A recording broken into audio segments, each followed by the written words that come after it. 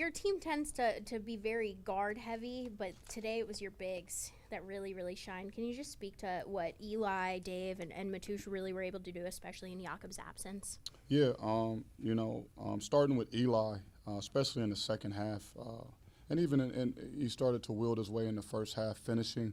And I thought it's an area where he's kind of struggled with throughout the season, but tonight he was able to have patience.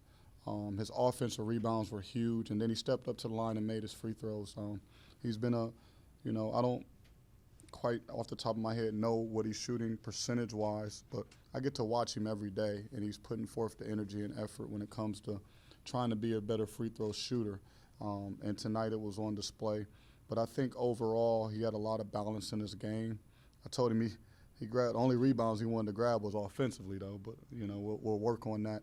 But even defensively, he made some early mistakes, but he was able to battle through, and he just gave us unbelievable juice and really dominated and really set a tone in the paint. And then Matoush, just building off of his performance at Dayton, confident. He did a great job of getting out in transition, really getting downhill. We ran a lot of sets towards him because he was making good plays, and you kind of seen, the balance of his skill set, right?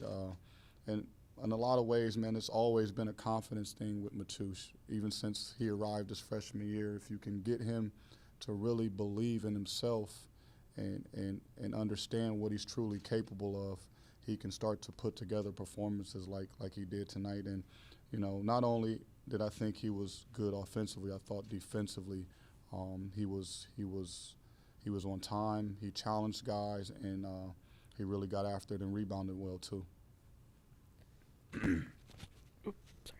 Drew, first half, Fordham went 4 for 8 from 3-point range, 2 for 12 in the second half.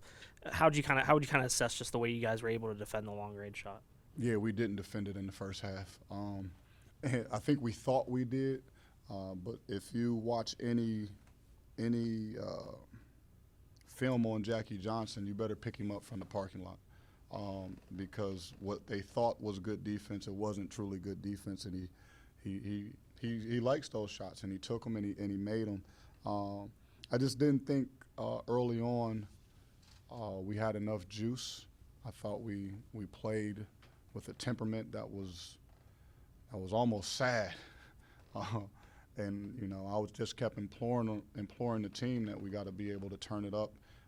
Our guards did with their ball pressure, and I think that was key. I think just continuing to make them work and get the ball up the court, continuing to be agitators, getting passing lanes. We forced 18 turnovers tonight, and then I thought overall, and especially in pick and roll situations, we started defending against the three a lot better. Drew, Dave mentioned that you really mentioned that imploring. Just what was it in that moment that made you decide that was the time to implore, and what did you like about that response that came from that imploring? Just understanding my team.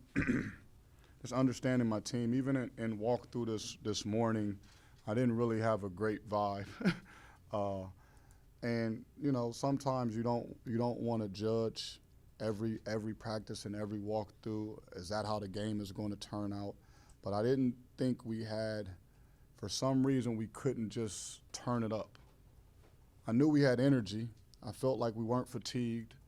But I wasn't sure if they knew to the extent of how the game needed to go and what was going to be required of the game. So from the opening minute, I was I was live. They probably could have put me in the game tonight almost, because I didn't think they could find the energy themselves. So I'm not going to let my team just die out there. I'm going to do whatever I got to do, staff-wise as well too, to see if we can turn the table. And they responded. I challenged them, and they responded. So kudos to those guys for maybe taking some of the criticism, taking some of my what's a good word to say? I don't want. I like tenacious, but taking some of that and putting it into action, right? I thought that was key. as I kept yelling, pressure the ball and get up in the stance and rebound and push the pace, they just kept turning it up, and I'm proud of them.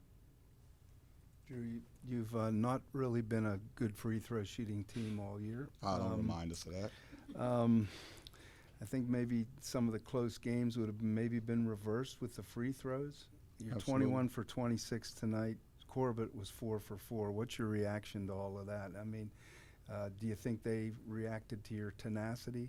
Well, when it comes to free throw shooting, Eli's a really confident dude.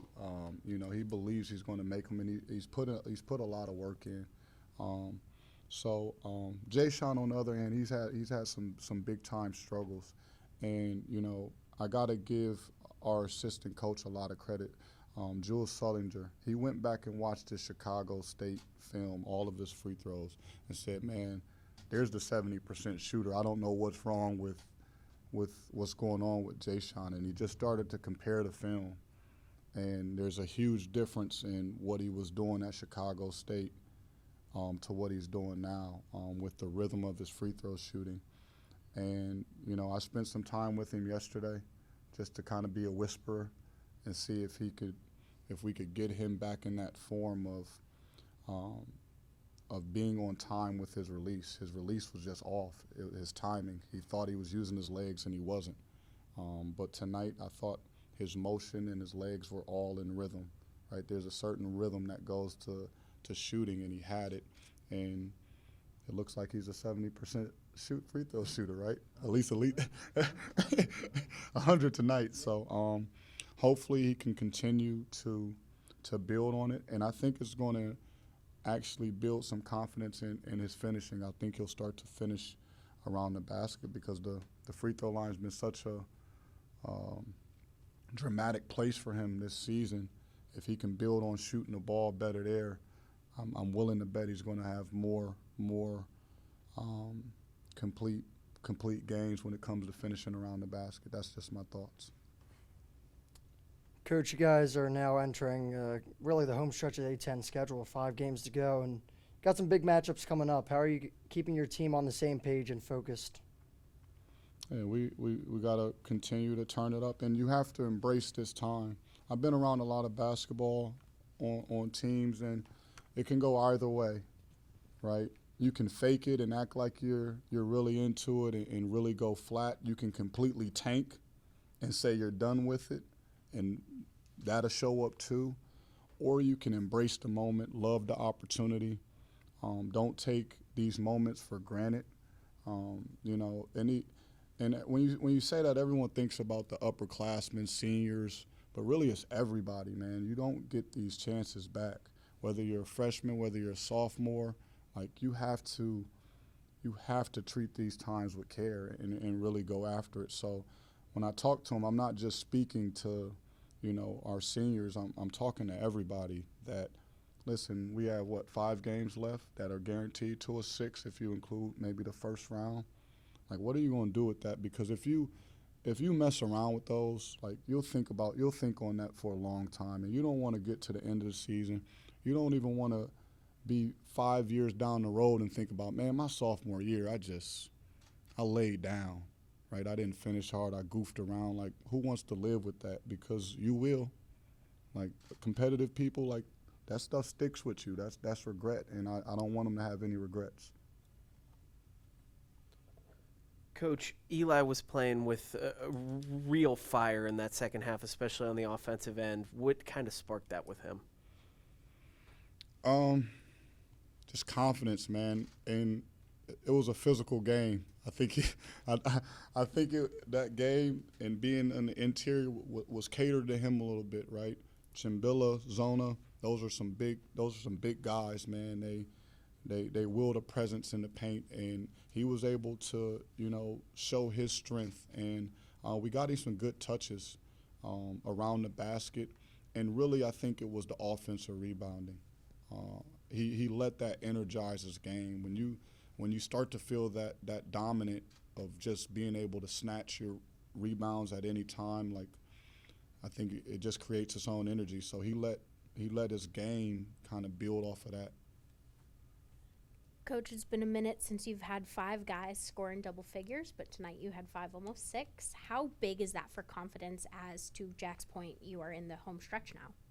Yeah, like I don't know the details of the last time or how many times we've done it all year. I just appreciate our guys being able to step up in certain moments and having that confidence and the ability to step in and make plays, create plays for others like Matoush. He wasn't in double figures tonight with only 7 points, but he had 7 assists. We might as well put him in double figures with the baskets that he was in charge of, because he had his thumbprint on a whole lot of plays. But just that confidence and ability for them as players, not necessarily me, but for them as players to understand that the guy next to him is capable of making a play, I think that it gives and provides the team a lot of confidence. Coach, focusing on Cam Crawford, can you talk to us from the moments after the foul towards the end of the Dayton game? You And want to then go back there? we'll just going from that moment to how you guys responded as coaches and players in the team, and then coming up towards his performance tonight where he had 13 points and his defensive effort on Jackie Johnson throughout. Yeah, well, the first thing is I made everyone sit up in the locker room, right? Sometimes after defeats, you got guys who want to lay out and head dropped. I made everyone sit up, eyes up, straight in a chair, because there's more like, no one's pulling the plug yet on anything, right? And I don't want that type of vibe. We got to get to the next game. And then for me, it was about not letting Cam shoulder the load of that play. I told him in that moment that it's just as much his fault as it is mine, because everything that goes out there at some point is a reflection. Now, I can't control everything, right? I don't have a string on it to say don't foul there, but obviously, in my opinion, and the way I reflect on it, there's a disconnect, right? For him to make that decision, he obviously didn't know what was going on, and I'll take some of that blame. So that's what I told him, and I told that in front of the team as well, and then we just move on. I said, and it was good for him. His mom was there. He had family there, so he had close ones and loved ones around him. And I told him, like, listen, in about 72 hours, we'll have another chance at playing the game of basketball again, and we're going to need you, and you're going to have to be ready. And I think for him to go through that situation and respond and play the way he did tonight, that's a huge step for him. Because it wasn't a great feeling. It wasn't a great moment. He's human. He knows. I can tell him 1,000 times I got you, but like at the end of the day, he feels like he let us down. So, but in all, I feel the same way. Coach, you were tied at half, and out of the half, you went on a 15-6 run. And additionally, in the second half, you shot 4 3-pointers in comparison to 12 in the first half. Is this an effort to push the intensity and the paint down the stretch in close games? I think it was a lot about what they decided to do defensively against us too. They tried to take the 3 away from us in a lot of ways by really putting a lot of pressure on the guards. And they play some different style of defenses. They really tried to force Jay Sean to see if he could beat him from the outside. And honestly, I just decided to still attack the paint. And I think getting drives, getting post touches have always led to good basketball for us. They don't have to necessarily, when you drive there or the post or you enter the ball in the post, that doesn't have to be where the shot is taken, but it's always throughout our season. And when we look at our points per possession, it generates a lot of good ball movement and good shot opportunities for us. So it's important that the ball gets in those areas. Tonight, we just came through and we scored those. But I don't mind it. I'll take the paint touches and the paint points. Thank you, Coach. Thank you. Appreciate it.